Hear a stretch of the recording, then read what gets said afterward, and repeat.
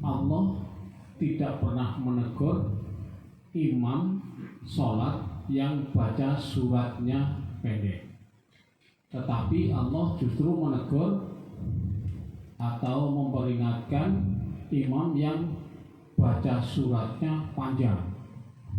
Nah, bagaimana hukumnya menurut Islam? Karena kadang-kadang kalau kita yang sudah tua ini, kalau imamnya sholatnya suratnya panjang gitu ya, kadang kakinya pegel, matanya melihat kemana-mana, akhirnya semua yang ada di tembok itu dibaca. Jadi kalau di sini tuh saya kadang-kadang kalau sholat itu ya saya baca semua sampai habis itu suratnya belum selesai. Nah ini bagaimana Pak? Terima kasih. Terima kasih. Memang tidak ada aturan keharusan dan tidak ada larangan bagi imam ketika dia membaca surat, terutama surat tambahan.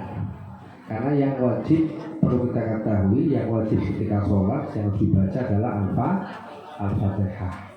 Setelah kita membaca Al-Fatihah, maka surat ataupun ayat dibaca hukumnya sunnah.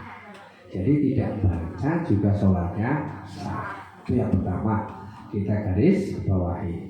Yang kedua, ketika imam membaca ayat atau surat tambahan yang hukumnya sunnah, mestinya melihat situasi dan kondisi. Jadi imam itu ibaratnya seperti supir bis, supir angkot yang penumpangnya macam-macam. Imam yang baik adalah imam yang memahami penumpangnya. Penumpang yang baik juga penumpang yang mengikuti imamnya. Oleh karena itu, menurut Abah ya, tidak pola Rasulullah tidak. Ini menurut Abah, pengalaman Abah baru pulang kemarin tanggal 24 Oktober di Mekah di Madinah. Sekarang ini juga bacaan ayatnya tidak terlalu panjang. Sholat Jumat kemarin yang dibaca surat Ad-Duha. Sholat Jumat loh, yang dalam aturan sunnahnya adalah memperpanjang bacaan ayatnya, memperpendek khotbahnya. Tapi kenapa di sana sekarang bacanya pendek-pendek? Karena memberikan kesempatan kepada jamaah dari mancanegara yang datang.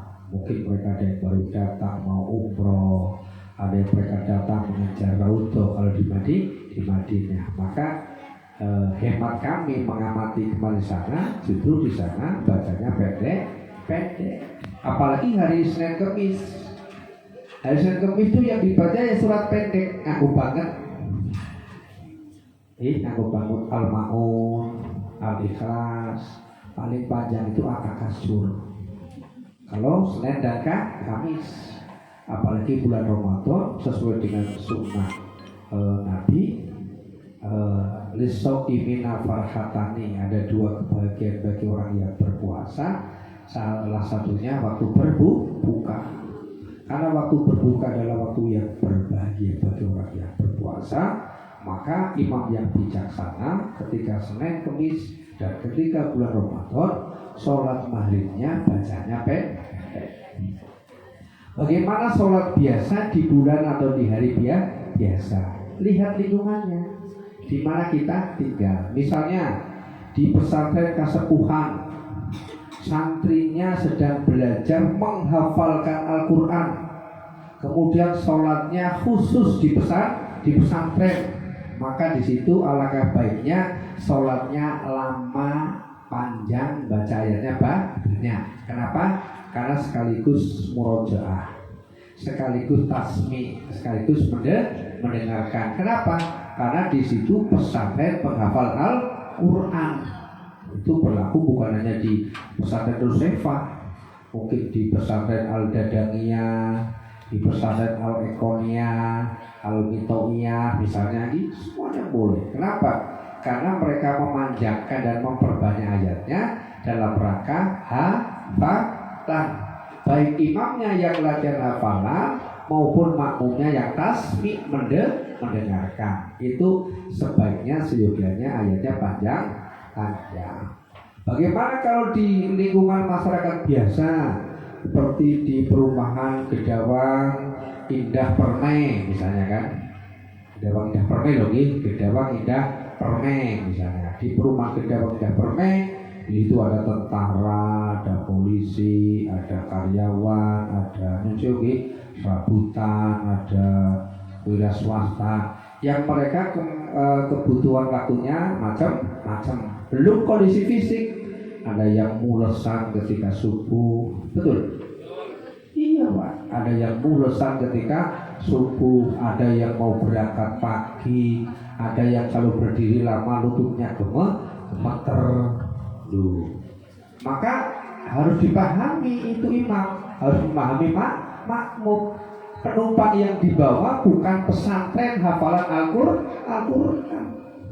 Penumpang yang dibawa adalah ada anak-anak yang semakin lama semakin ribut, ada orang tua yang semakin lama lututnya semakin gemetar, ada umur-umur temanggung ini model tanggung tua ya ora nek tambah suwe tembok diwaca kabeh, tulisan nang kaos diwaca kabeh, maka melihat, menimbang, memperhatikan. Nah, kalau itulah pengambilan keputusan seperti itu, maka belajar demikian seyogianya ya tidak terlalu panjang. Ini aku dewe loh, aku dewe. Nek subuh kadang seurunge sholat ya mules, lagi sholat ya mules nih. Nyun sewu lho. Saya yakin kondisi umur sudah seket lah sepodo lho nggih. 40 wis mulai ra gendah wetenge nggih. Mules. Ketoke saurunge adzan yo wis ke belakang. Begitu kok mules meneh, tambah mules surate dawa misalnya. Waduh. Tambah ora karuan. Jadi ini menurut pendapat Abah, ya salah ya Abah sing salah nggih. Saya tidak qala Rasulullah, tidak qala Allah Ta'ala. Ya sebaiknya seorang imam itu ketika menjadi imam baca ayatnya, lihat penumpangnya. Kalau dia menjadi imam di pesantren tahfidz Quran sekaligus sebagai hafalan, sebagai tasmi, sebagai murojaah, yang lebih baik bacanya banyak atau panjang. Tapi kalau jadi imam di Masjid Gedawang Indah Permai, Gedawang Indah Asri, Gedawang Indah sekali misalnya gitu, yang baca Qur'ane secukupnya saja, apalagi jelas tetapi merah yang wajib dibaca itu Al-Fatihah.